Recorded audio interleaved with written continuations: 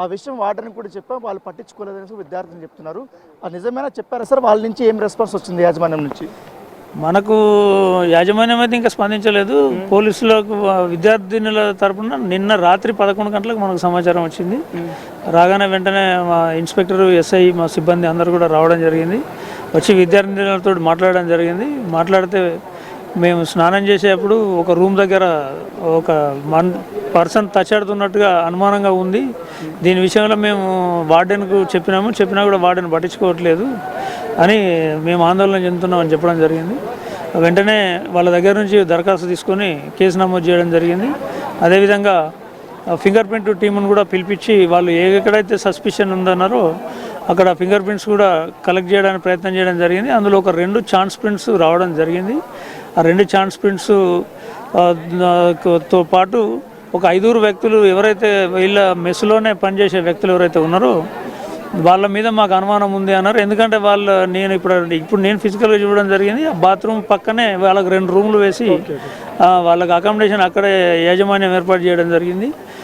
So అక్కడ వాళ్ళు పని అయిపోయిన తర్వాత ఆ బాత్రూమ్కు దగ్గరగా తిరిగే యాక్సెస్ అయితే అవకాశం ఉంది అక్కడ. సో అందుకని వాళ్ళను అదుపులోకి తీసుకోవడం జరిగింది. వెంటనే తీసుకొని వాళ్ళ ఫింగర్ ప్రింట్స్ కూడా ఇప్పుడు స్కాన్ చేసి మళ్ళీ ఫింగర్ ప్రింట్ బ్యూరోకి పంపించినాము. అవి వాళ్ళు వెరిఫై చేసి చెప్తారు. అదేవిధంగా వీళ్ళు ఎవరైతే అనుమానించారో ఆ వ్యక్తుల 5 దగ్గర 11 ఫోన్లు ఉంటే 11 ఫోన్లు కూడా సీజ్ చేయడం జరిగింది. ఆ ఫోన్లలో రాత్రంతా కూడా మా సిబ్బంది వెరిఫై చేశారు. వీడియోస్ ఎటువంటి అబ్సీన్ వీడియోస్ అయితే లభించలేదు వీడియోస్లో.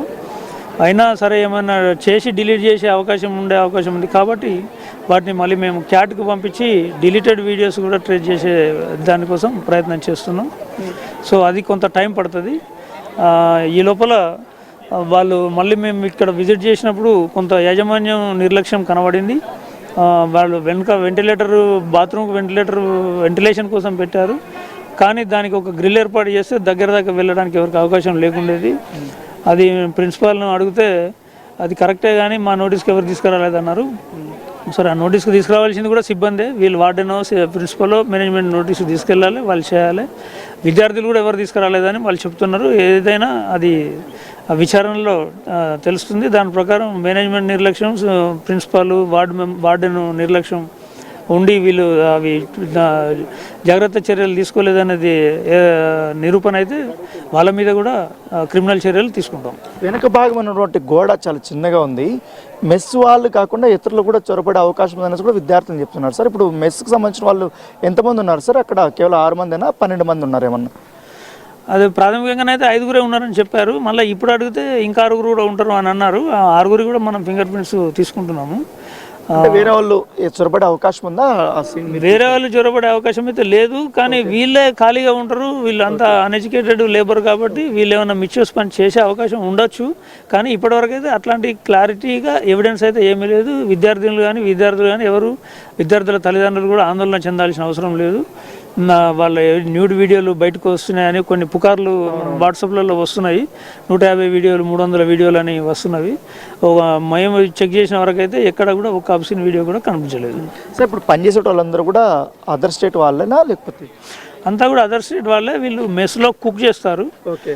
గర్ల్స్ హాస్టల్ మెస్లో వీళ్ళు కుకింగ్ చేస్తారు. అది కూడా మేము ప్రిన్సిపాల్ వాళ్ళని అడగడం జరిగింది. మరి మీరు ఉమెన్ హాస్టల్లో మేల్ సిబ్బందిని ఎలా పెట్టారంటే వాళ్ళు ఓన్లీ కిచెన్ వరకే పరిమితం అవుతారు. కిచెన్లో పెద్ద పెద్ద భగోనాలు ఉంటాయి కాబట్టి అవి ఎత్తడానికి బలంగా ఉండాలి కాబట్టి దానికోసమే లోపల వాడుతున్నాం. మేము సప్లైకి మహిళలనే వాడతామని చెప్తున్నారు.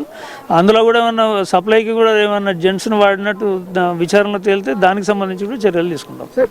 ఈ విషయం ఇంత పెద్దదైపోయింది, సెన్సిటివ్ ఇష్యూను. మీరు ఏకంగా పోలీసుల రంగంలో దిగినా కూడా యాజమాన్యం మీకు కూడా నిర్లక్ష్య ధోరణిలో సమాధానం ఇవ్వడం కానీ దీని మీద విద్యార్థులతో మాట్లాడుకోవడం మీరు ఎట్లా చూస్తారు? యాజమాన్యం పైన కూడా ఏమైనా చర్యలు తీసుకునే అవకాశం ఉందా? తప్పకుండా తీసుకుంటాం. ఇది యాజమాన్యం నిర్లక్ష్యమే. నిన్నటి నుంచి పోలీసులంతా కూడా ఇక్కడే ఉంటున్నారు. మాకు ఇంత బందోబస్తు కావాలి, ఇంతమంది ప్రొటెక్షన్, మా కాలేజ్ ప్రొటెక్షన్ కావాలని కూడా వాళ్ళ తరపు నుంచి ఎటువంటి రిక్వెషన్ కూడా లేదు. ఎంతసేపు ఈ ప్రిన్సిపల్స్ లేకపోతే వార్డు మెంబర్లు, వార్డెన్లు, సిబ్బంది వీళ్ళు మాత్రమే మాట్లాడుతున్నారు. వాళ్ళు కూడా మళ్ళీ ఏదైనా రూల్ ప్రొసీజర్ అడిగినప్పుడు అది నాకు సంబంధం లేదు, ఇది నాకు సంబంధం లేదు అంటే కొంత వాళ్ళని కూడా తీవ్రంగా మందలించడం జరిగింది.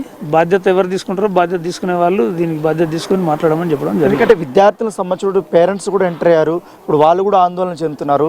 నెక్స్ట్ క్లాసులకు పోవాలంటే కూడా మాకు భయంగా ఉంది. దీన్ని ఏదో ఒకటి సెటిల్ చేసేంత వరకు కూడా మేము ఆందోళన విరమించము అనేసి కూడా వీళ్ళు చెప్తున్నారు. ఎట్లా మీరు యాజమాన్యంతోనే కానీ స్టూడెంట్స్తో కానీ చర్చలు జరిపే అవకాశం ఉందా? మేము చర్చలు యాజమాన్యం స్టూడెంట్స్ యాజమాన్యము స్టూడెంట్స్ యొక్క అనుమానాలు ఏమైనా ఉంటే నివృత్తి చేయాల్సిన బాధ్యత వాళ్ళదే. పోలీసుగా మా పరిధి ఇక్కడ law and order flare up కాకుండా చూడడము, విద్యార్థులు కూడా కొంతమంది ఇప్పుడే వచ్చి అద్దాలు పగలగొట్టి వైలెంట్ యాక్షన్ దిగారు.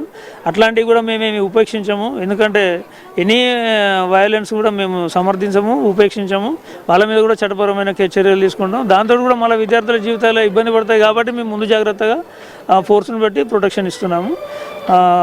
విద్యార్థుల తల్లిదండ్రులు కూడా ఆందోళన చెందాల్సిన అవసరం లేదు. ఇది కేవలం అనుమానం మీద వీళ్ళు ఎక్కువ భయపడుతున్నారు తప్ప ఇప్పటివరకు అయితే అట్లాంటి వీడియోలు ఉన్న దాఖలాలు అయితే ఏమీ కనిపించలేదు. ఇప్పటివరకు అఫీషియల్గా అయితే ఎటువంటి కంప్లైంట్ రాలేదు మీకు యాజమాన్యం నుంచి, అంతేనా సార్? యాజమాన్యం నుంచి రాలేదు. విద్యార్థుల నుంచి మనం కంప్లైంట్ తీసుకొని కేసు నమోదు చేయడం జరిగింది. దాంట్లో యాజమాన్యంను కూడా నిర్లక్ష్యానికి సంబంధించి కేసు కూడా నమోదు చేయడం జరిగింది. వీసీ ఏమన్నా మాట్లాడారా సార్ పోలీసులతో ఏమన్నా జరిగిన అంశం పేరు గురించి? ఎవరు మాట్లాడలేదు.